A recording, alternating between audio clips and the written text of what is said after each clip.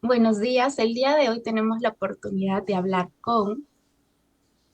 Con el licenciado Fernando Vergel, psicólogo clínico egresado de la Universidad de San Marcos y bueno, con ya 14 años de experiencia en el ámbito clínico. Le agradecemos por tomarse el tiempo de participar en esta entrevista. Nos presento, somos estudiantes de la carrera de Psicología de la Universidad de San Martín de Porres. Mi nombre es Leslie Coronado y mi grupo y yo estamos muy interesados en aprender más sobre su perspectiva profesional, sobre qué es lo que hace que un psicoterapeuta sea eficaz desde su experiencia y formación. Comenzando por la primera pregunta, que sería, ¿qué cualidades personales crees que son esenciales para ser un psicoterapeuta eficaz? Ok, bueno, en primer lugar, quiero agradecerte, Leslie. Siempre me es para mí muy importante poder tener contacto con muchos chicos que estudian psicología. He trabajado con muchos alumnos también en algún momento. Y bueno, compartir experiencias implica no solamente enseñar, sino también aprender. Así que espero también aprender de ustedes el día de hoy en esta corta reunión que vamos a tener. La pregunta que me haces con respecto a qué es lo que hace eficaz tu trabajo como profesional de la salud, yo creo y considero que es muy importante esa conexión emocional que tú tienes con tu paciente. Lo que justamente hablábamos hace unos días con respecto al rapport, ¿no? Bueno, nosotros lo consideramos como un rapport, pero en lenguaje más sencillo es la empatía que tú generas con la otra persona para que la otra persona se sienta escuchada o, en su defecto, sienta que hay un acompañamiento terapéutico. Esto es muy importante, sí es muy importante y necesario porque por lo general, bueno, mi ámbito de trabajo más que todo se enfoca en la parte infanto-juvenil. Atiendo muy pocos adultos, me he especializado más en niños, adolescentes y jóvenes y por lo general llegar a ellos es conectar con sus emociones y conectar significa validar, llegar a un punto de empatía en donde el paciente entienda de que hay alguien que va a acompañar, que no va a juzgar su punto de vista, no va a juzgar su comportamiento, no va a juzgar su forma de ser, su forma de hablar, su forma de expresarse. Entonces, yo creo que la empatía que uno genera en el momento en el que intenta, con su postura, con su lenguaje, intenta conectar con la otra persona, es una de las herramientas más básicas y elementales para poder generar esta conexión. Sí, está perfecto, muchas gracias. Ahora va a pasar el siguiente compañero. Muy buenos días, mi nombre es Aitana Wong y bueno, continuando con las preguntas, ¿cómo maneja las emociones y sentimientos difíciles que puedan llegar a tener sus pacientes sin llegar a involucrarse demasiado a un nivel personal? Por lo general, validar una emoción implica reconocer que hay una emoción que en este caso el paciente está teniendo, pero que no necesariamente es lo que tú vas a tener. Es algo que muchas veces se confunde en la parte terapéutica porque consideramos que validar una emoción es como que de alguna u otra manera yo también de alguna forma sentirlo y no es tanto así. Validar la emoción implica reconocer que hay algo que está pasando en el paciente, que hay algo que está sucediendo emocionalmente y que esa emoción tiene un proceso en donde hay una aceptación, en donde hay una canalización y en donde hay una solución.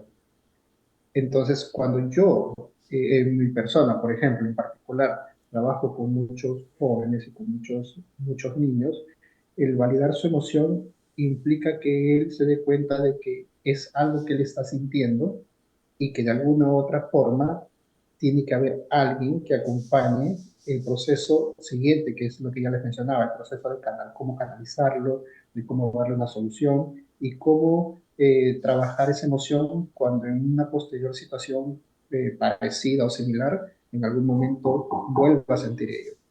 Entonces es muy importante para mí ese, ese proceso, que no necesariamente como mencionas tú, Aitana, es que lo vuelva mío, ¿no? Porque si lo vuelvo mío, es como que si yo voy a intentar trabajar desde mi postura, desde mi forma de pensar, una emoción. Y no es tanto así, porque aquí en la parte terapéutica Hay que entender que a pesar que estamos intentando conectarnos emocionalmente, cada quien es único. Yo tengo una forma de pensar que no necesariamente puede ser la misma forma de pensar de mi paciente, ¿no? Pero por ese hecho no significa que él va a ser juzgado, criticado o que mi forma de pensar es la correcta. No necesariamente es así. Ahí trabajamos mucho igual en el término de empatía.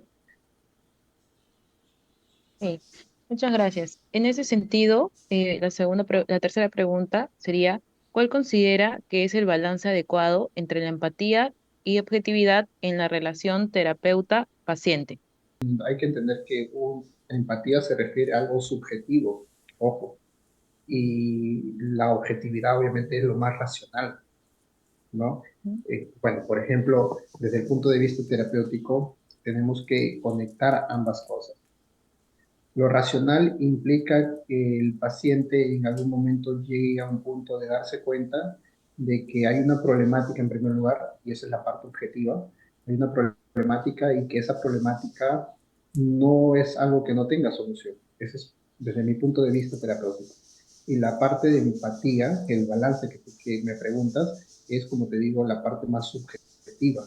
Es el tema de la conexión emocional, la forma en cómo tú llegas a tu paciente, en cómo tú canalizas sus emociones y cómo tú haces el acompañamiento en ese proceso de seguimiento, en ese proceso de canalización propiamente dicho. Entonces, yo creo que sí debe haber un balance en el cual hay algunos momentos en el que tú te programas subjetivamente, situar al paciente en un contexto, situar al paciente en su problemática, pero sin generar esta desvinculización, por así decirlo, en la parte emocional, ¿no? Porque hay que entender que nosotros tenemos y los pacientes tienen una evaluación cognitiva de una situación. Entonces, ellos vienen con una situación problemática y la evaluación cognitiva hace que ellos desarrollen la parte emocional.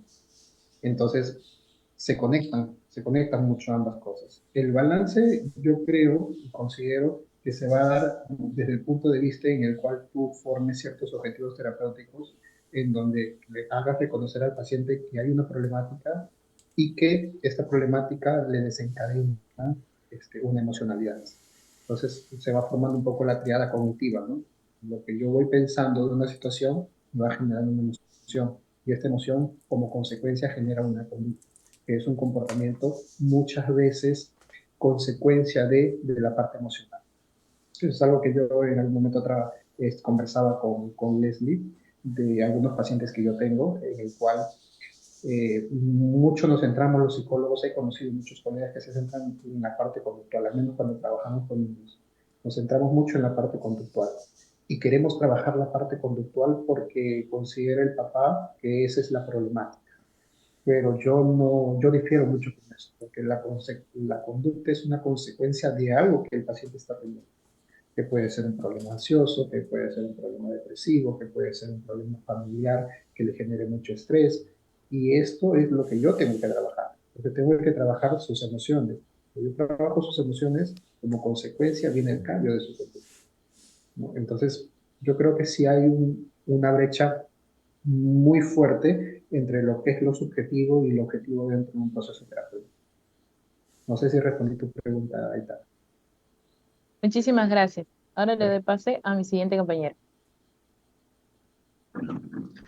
Buenos días, licenciado. Mi nombre es Jocelyn Galvez. Yo le voy a hacer la siguiente pregunta.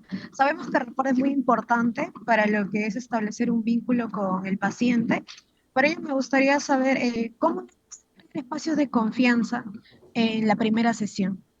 Les voy a comentar a grosso modo un caso que tuve hace un par de años atrás, en donde para mí me fue muy complicado poder conectar con el paciente, con la paciente.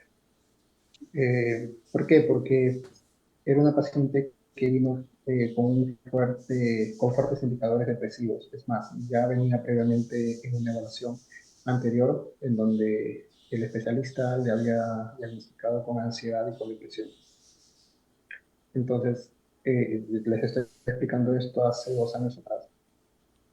Y me fue muy difícil conectar al inicio con esta paciente porque no dijo nada durante la primera sesión. Entró, supuestamente vino obligada por la mamá, Entró, y yo intenté hacerle muchas preguntas, preguntas muy básicas, muy superficiales, incluso hasta cómo te llamas, no me respondió nada, no había un contacto verbal, pero sí había mucha información no verbal de parte de ella, su postura, la forma de sentarse, los gestos, la forma en que no comunicaba nada, en que intentaba no responder a las preguntas, me dio mucha luz.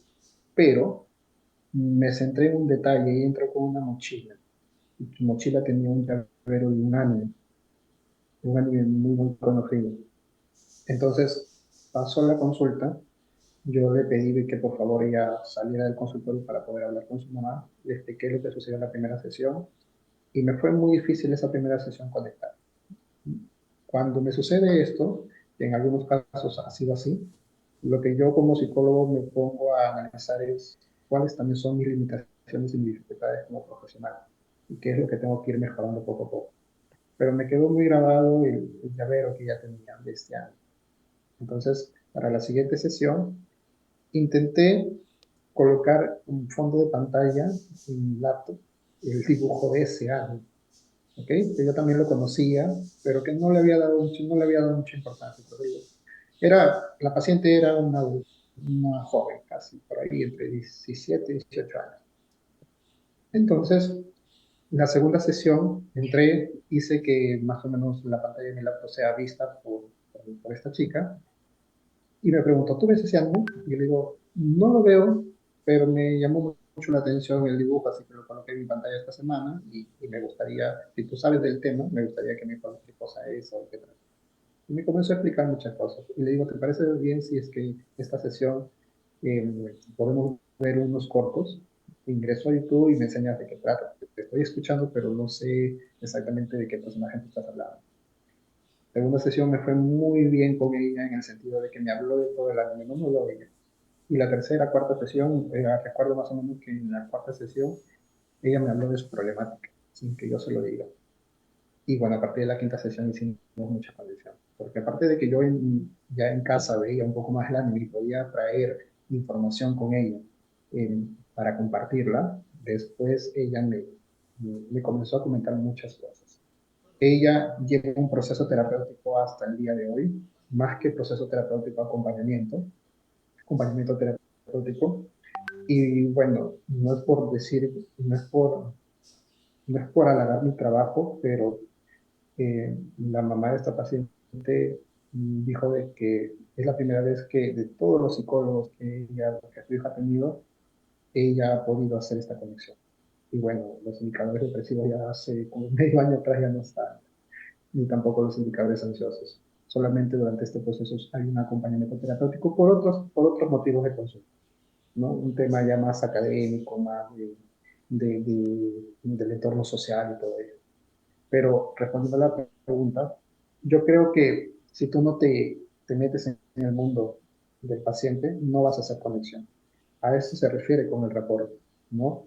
Eh, Ahorita yo me estoy comunicando con ustedes de una forma en donde hay un intercambio de ideas, un intercambio de información. Sin embargo, viene un niño a mi consulta de 7 8 años, mi comportamiento no es el mismo, mi forma de hablar no es la misma.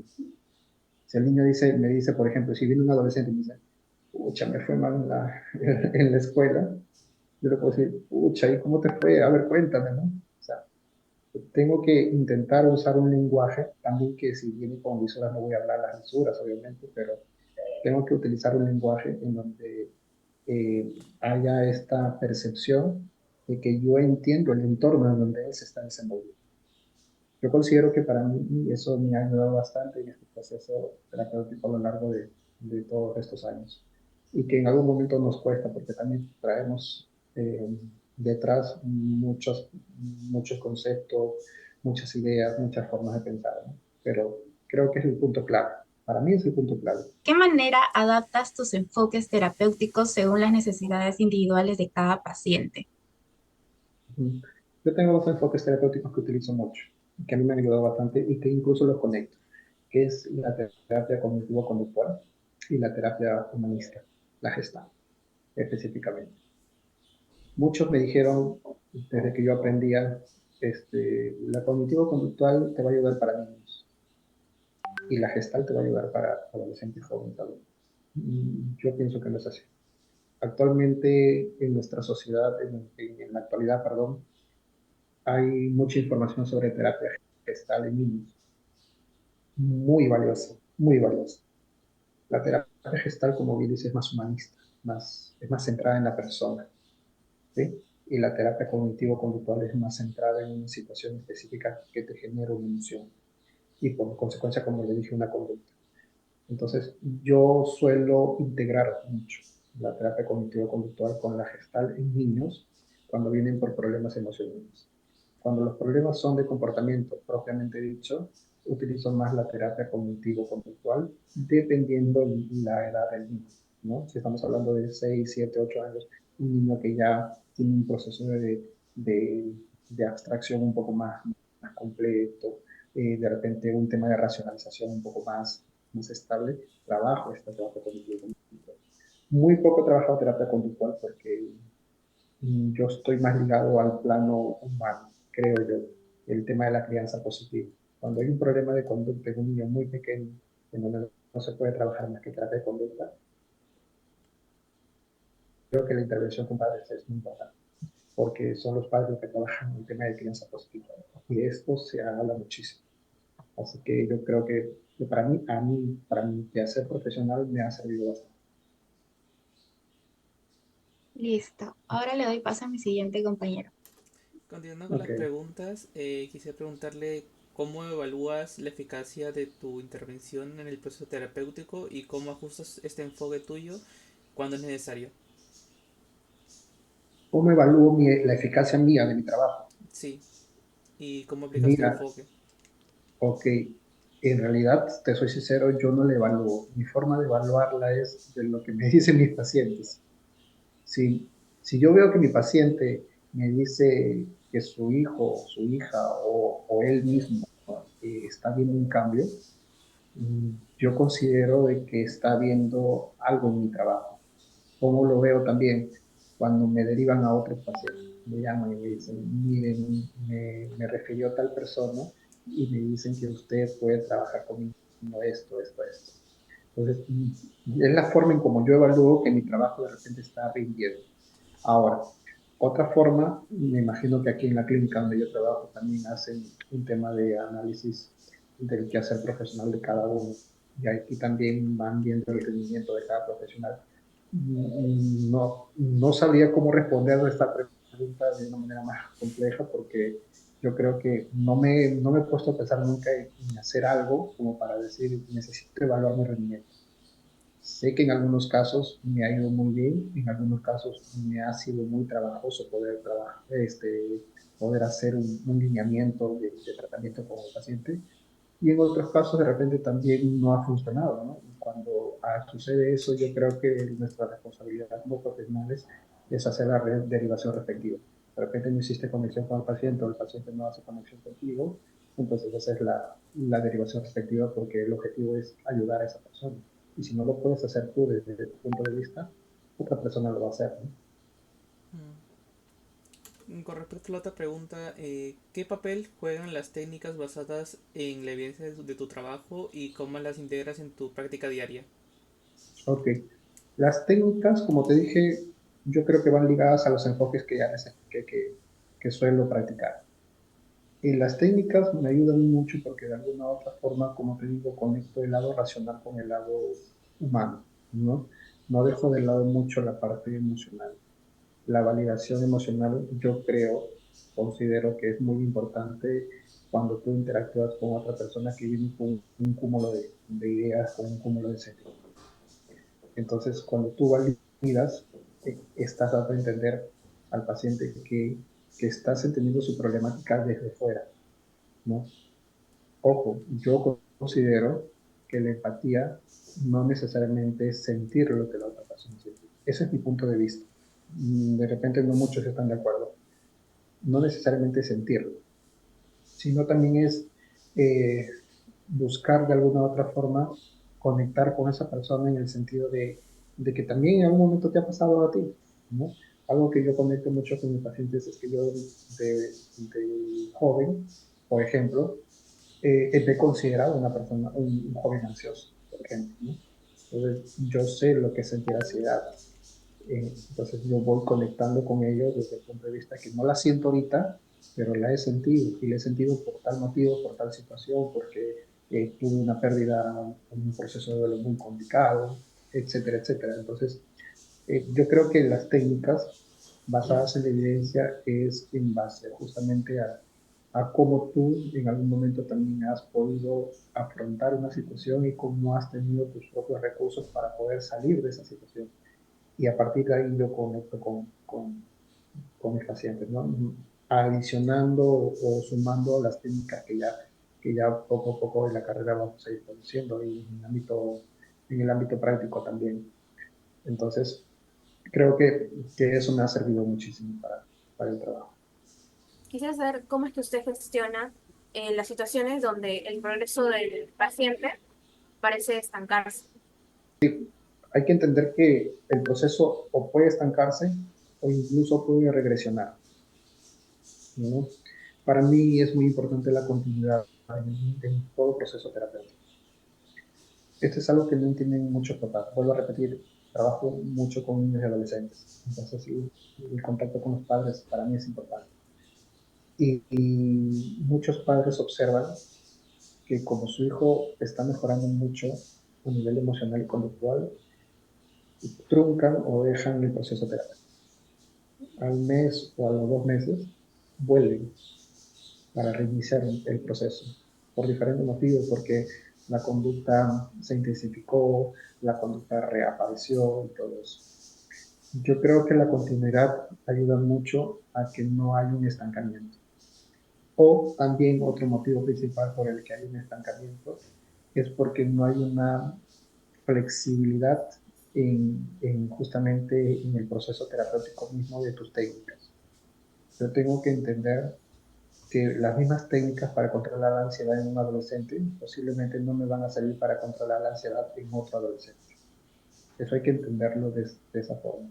Sí, el concepto está, la teoría está ahí, nosotros nos basamos en la teoría, nos basamos en las técnicas, para nosotros es muy importante un proceso evaluativo en donde utilizamos un conjunto de pruebas, un proceso terapéutico en donde utilizamos un conjunto de técnicas, pero ojo, no es, eso mismo no te va a servir para una y otra persona.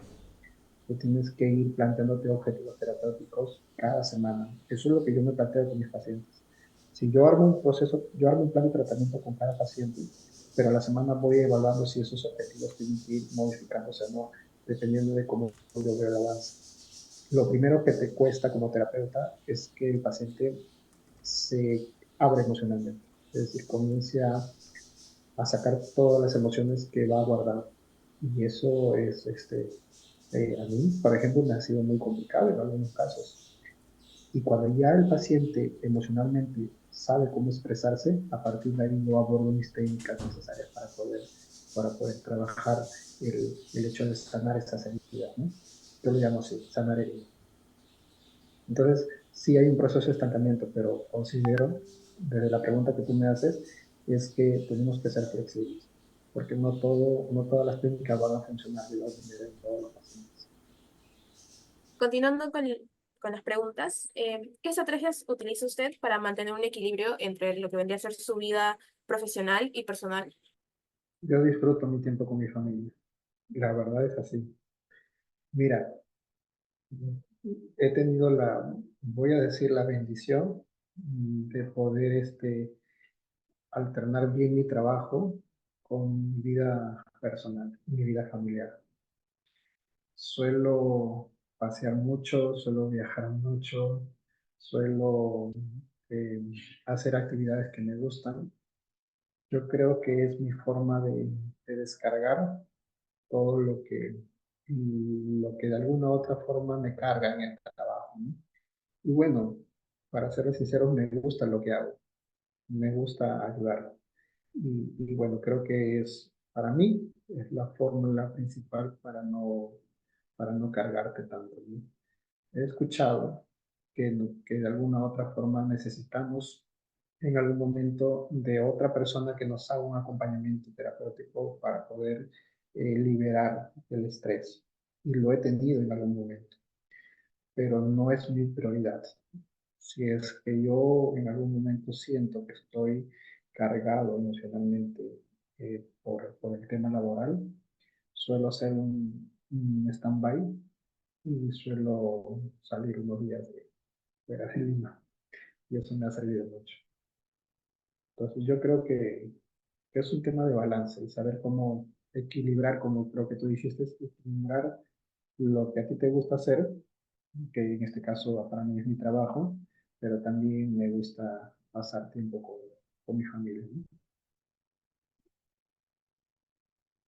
Es un poco más subjetiva esta pregunta y bueno, mi forma de responderte creo que es esa también. Creo que para mí es lo que me ha servido, al menos durante todo este tiempo. Continuando y finalizando la entrevista, esta sería mi última pregunta. Mi nombre es Araceli Jaimes y yo quisiera saber cómo se mantiene actualizado en las últimas investigaciones y avances en psicoterapia para garantizar la eficacia en tu práctica. Bien, es una muy bonita pregunta, porque pensamos que cuando salimos de la carrera ya somos expertos. Y desde que yo salí de la carrera en el 2011, ya en el 2010 estuve trabajando de especiales prácticas y todo ello, pero considero que desde el 2011 que tuve mi título profesional, a partir de ahí me di contra la pared. Y no es por desmerecer, pero todo lo que me enseñaron en la universidad no fue lo suficiente. Es más, era la base teórica que me ayudó a poder indagar, investigar, pero yo considero que para eso existen los posgrados. Y si hay cuando hablo de posgrado, no solamente hablo de maestrías, de doctorados, sino también de cursos de diplomado, de especializaciones, de segunda especialidad, porque esos son los cursos que te actualizan. Yo considero eso. Son los cursos que te permiten estar en la modernidad. Por ejemplo, yo ya tengo 39 años. Entonces, ¿qué significa? Personas como ustedes, chicas como ustedes, que van a egresar, son nuestras competencias. Decirlo de la manera más sana, más, más sana posible, ¿no? Es una envidia sana porque ustedes salen con mucha información fresca, con mucha información actualizada. Y sí, los trabajos hacen de que pues, cada vez se vayan actualizando y cada vez vayan necesitando gente más y profesionales más frescos en la materia. Entonces, yo creo que la experiencia no lo es todo. Yo creo que el estudiar, el informarse, el actualizarse es lo más importante dentro de este contexto, porque así también nos vamos manteniendo este, a la modernidad de lo que viene saliendo. Por ejemplo, un caso muy actual que, por ejemplo, se me ha presentado ahora último. Yo estoy realizando una especialidad, perdón, una maestría en neuropsicología clínica en la Universidad de Valencia. Entonces, ¿por qué digo esto? Porque necesito más información para poder seguir trabajando con mis pacientes pequeñitos desde el punto de vista neurológico. Y el formarme como neuropsicólogo me ayuda a mantener ese amplio espectro de lo que yo estoy realizando. Entonces, yo creo, respondiendo a tu pregunta, Araceli, que si tú no te actualizas, si tú no estás a la vanguardia de lo que viene, entonces no, te vas a ir quedando detrás. Vas a ir de alguna u otra forma considerando que lo que sabes es suficiente.